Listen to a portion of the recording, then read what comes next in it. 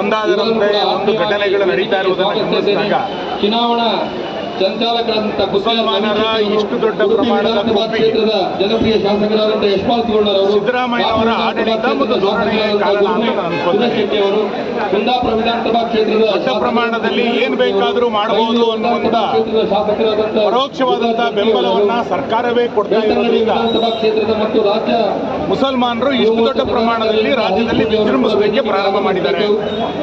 ರಾಜ್ಯ ಯುವ ಮೋರ್ಚಾದ ಕಾರ್ಯದರ್ಶಿಯಾದಂಥ ನಿನ್ನೆ ಹುಬ್ಬಳ್ಳಿಯಲ್ಲಿ ನಡೆದಂತ ಘಟನೆ ಉಡುಪಿ ಚಿಕ್ಕಮಗಳೂರು ಆ ಕುಟುಂಬಕ್ಕೆ ಸಾಂತ್ವನ ಹೇಳೋದಕ್ಕಿಂತ ಬದಲು ಇದೊಂದು ವೈಯಕ್ತಿಕ ಘಟನೆ ಅಂತೇಳಿ ಒಬ್ಬ ರಾಜ್ಯವನ್ನ ಆಳ್ತಾ ಇರುವಂತಹ ಮುಖ್ಯಮಂತ್ರಿಗಳೇ ಹೇಳಿಬಿಟ್ರೆ ಮಾಜಿ ಶಾಸಕರು ಈ ರಾಜ್ಯದ ಹೆಣ್ಣು ಮಕ್ಕಳ ರಕ್ಷಣೆಗೆ ಯಾರು ಬರ್ತಾರೆ?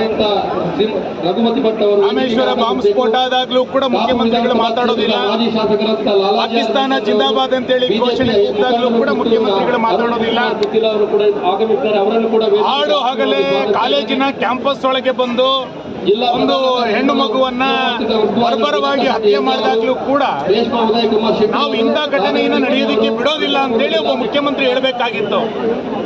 ಬದಲಾಗಿ ಇದನ್ನು ವೈಯಕ್ತಿಕ ಘಟನೆ ಅಂತ ಹೇಳಿ ಜಾರ್ಕೊಳ್ಳುವಂತ ಪ್ರಯತ್ನವನ್ನ ಇವತ್ತು ಮುಖ್ಯಮಂತ್ರಿಗಳು ಮಾಡ್ತಾರೆ ಅಂತಂದ್ರೆ ಈ ರಾಜ್ಯವನ್ನ ಯಾರು ರಕ್ಷಣೆ ಮಾಡ್ತಾರೆ? ಹಾಗಾದ್ರೆ ನಾವು 100 ಬಾರಿ ಹೇಳ್ತೇವೆ, ಲವ್ ಜಿಹಾದಿನ ಘಟನೆಗಳು, ಮುಸಲ್ಮಾನ್ ಮತಾಂಧ ಜಿಹಾದಿ ಶಕ್ತಿಗಳು ಬಹಳ ದೊಡ್ಡ ಪ್ರಮಾಣದಲ್ಲಿ ರಾಜ್ಯದಲ್ಲಿ ಗರಿಗೆದರಿದೆ, ಗೂಂಡಾಗಳಂತೆ ವರ್ತನೆ ಮಾಡ್ತಾ ಇದ್ದಾರೆ ಅಂತೇಳಿ 100 ಬಾರಿ ಹೇಳಿದಾಗಲೂ ಕೂಡ ಮುಖ್ಯಮಂತ್ರಿಗಳು ಮಾತಾಡೋದಿಲ್ಲ. ಅದ್ರ ಬಗ್ಗೆ ಅದರ ಪರವಾದಂತ ಹೇಳಿಕೆಗಳನ್ನ ಕೊಡ್ತಾರೆ ಅಂತಂದ್ರೆ ಈ ರಾಜ್ಯವನ್ನ ರಕ್ಷಣೆ ಮಾಡಲಿಕ್ಕೆ ಇನ್ನು ರಾಜ್ಯದ ಆಡಳಿತ ವರ್ಗದಿಂದ ಇವತ್ತು ಸಾಧ್ಯ ಇಲ್ಲ.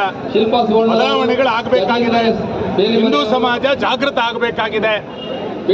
ಇವತ್ತು ಅವರ ಪೋಷಕರು, ಅವರ ಕಾಲೇಜಿನ ಸಹಪಾಠಿಗಳು ಕೊಡುವಂತ ಹೇಳಿಕೆಗಳನ್ನು ಒಂದೊಂದನ್ನ ಗಮನಿಸಿದಾಗ ಸಮಾಜ ಬಹಳ ದೊಡ್ಡ ಪ್ರಮಾಣದಲ್ಲಿ ಜಾಗೃತರಾಗಬೇಕಾಗಿರುವಂತದ್ದು ಅಗತ್ಯ, ಅನಿವಾರ್ಯ ಅಂತ ನಾನು ಅನ್ಕೊಳ್ತೇನೆ.